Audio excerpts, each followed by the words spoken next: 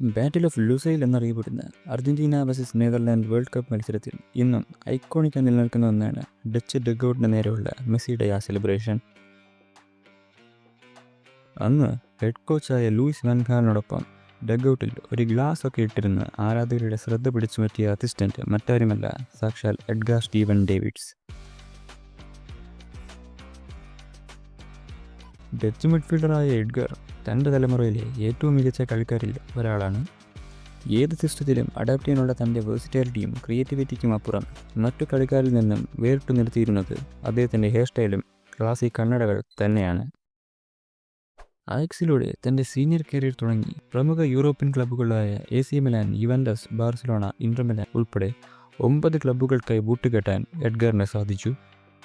വളരെ ചെറുപ്രായത്തിൽ തന്നെ കളി തുടങ്ങി സീഡ്രോഫും ക്ലൂവോട്ടുമൊക്കെ ഉൾപ്പെടുന്ന അയക്സിൻ്റെ ഗോൾഡൻ ജനറേഷൻ്റെ ഭാഗമാണ് എഡ്ഗർ.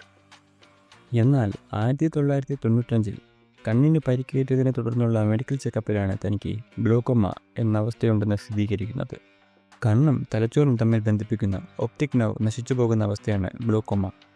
തൻ്റെ കരിയറിലെ പീക്ക് ടൈമിലാണ് കാഴ്ച തന്നെ നഷ്ടപ്പെട്ടു പോകുന്ന അവസ്ഥ വരുന്നത്. തുടർന്ന് 1999 സർജറി വിജയകരമായി നടത്തുകയും ഡോക്ടർമാരുടെ നിർദ്ദേശപ്രകാരം കളിക്കളത്തിൽ കണ്ണിൽ കൂടുതൽ പ്രഷർ ഉണ്ടാവാൻ സാധ്യതയുള്ളതിനാൽ ഫുട്ബോൾ ജീവിതം തുടരണമെങ്കിൽ പ്രൊട്ടക്ഷൻ എന്ന നിലയിൽ ഗ്ലാസസ് വയ്ക്കേണ്ടത് അത്യാവശ്യമാണ്. അങ്ങനെ സെപ്റ്റംബർ 1999 ബെൽജിയത്തിനെതിരെയുള്ള ഇൻ്റർനാഷണൽ ഫ്രണ്ട്ലിക്കാണ് ആദ്യമായി അദ്ദേഹം കണ്ണട വെച്ച് കളിക്കുന്നത്. പിന്നീടുള്ളത് ചരിത്രമാണ്. ഗ്ലാസുകൾ തൻ്റെ കളിയെ ബാധിക്കുമെന്ന് എഡ്ഗർ ഭയന്നപ്പോൾ തുടർന്നുള്ള നാളുകളിൽ അത് തൻ്റെ ട്രേഡ് മാർക്ക് സ്റ്റൈലായി ലോകം അംഗീകരിക്കുകയും ഫീൽഡിൽ ടീമിൻ്റെ നടുതൂണായി മാറുകയും ചെയ്തു. അയക്സുമായുള്ള UCL ഉൾപ്പെടെ 15 ട്രോഫികളാണ് എഡ്ഗറിന് ഉയർത്താനായത്.